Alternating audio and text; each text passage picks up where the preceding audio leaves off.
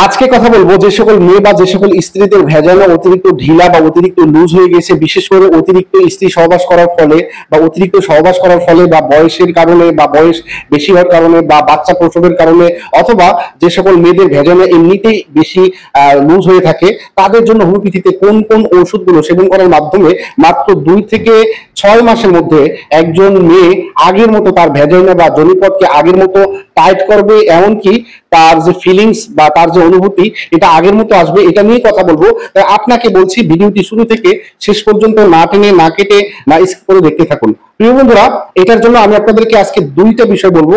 এক নাম্বার বিষয়টা হচ্ছে আমি আপনাদেরকে মোট 4টি হোমিওপ্যাথি ঔষধের কথা বলবো।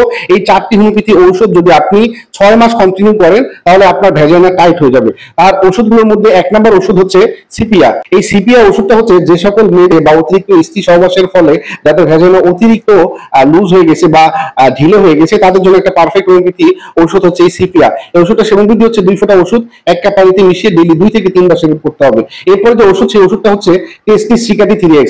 এই ওষুধটা বিশেষ করে যে সকল মেয়েদের টেস্টোস্টেরন হরমোনের ইমব্যালেন্স হয়ে গেছে তাদের জন্য একটা পারফেক্ট হোমিওপ্যাথি ট্রাইটেশন ট্যাবলেট হচ্ছে এই টেস্টিস সিকাটি 3x। এই ওষুধটা সেবন বিধি হচ্ছে 4টা করে ট্যাবলেট চকলেটের মতো চুষে খেতে হবে, দিনে 2 থেকে 3 বার সেবন করতে হবে। এরপর যে ওষুধটা নিয়ে কথা বলবো সেটা হচ্ছে হ্যালোনিয়াস মাদার টিংচার। বন্ধুরা, এই ওষুধটা বিশেষ করে মেয়েদের বা স্ত্রীদের, বিশেষ করে এই যে গোপন অঙ্গের বা বিশেষ করে এই জনিপথ যে অতিরিক্ত ঢিলা, এটা টাইট করার জন্য পারফেক্ট হোমিওপ্যাথি মাদার টিংচারটা হচ্ছে এই হ্যালোনিয়াস মাদার টিংচার। এটা একই সাথে তার জনিপথকে আগের মতো একেবারেই টাইট করে ফেলবে বা যে আগের মতো একেবারে অ্যাক্টিভ করে তুলবে। এই ওষুধটা সেবন বিধি হচ্ছে 10 ফোঁটা ওষুধ 1 কাপ পানিতে মিশিয়ে ডেইলি 2 থেকে 3 বার সেবন করতে হবে। এছাড়াও একজন ভালো হোমিওপ্যাথি ফিজিশিয়ানের নিকট পরামর্শ নিয়ে একটি সিলেক্টেড পোটেন্সি, তার নাম্বার, এই সিলেক্টেড পোটেন্সিটা সেবন করতে হবে। এরপরে আমি আপনাদেরকে একটা ব্যায়ামের কথা বলবো। সেই ব্যায়ামটা হচ্ছে কেগাল এক্সারসাইজ।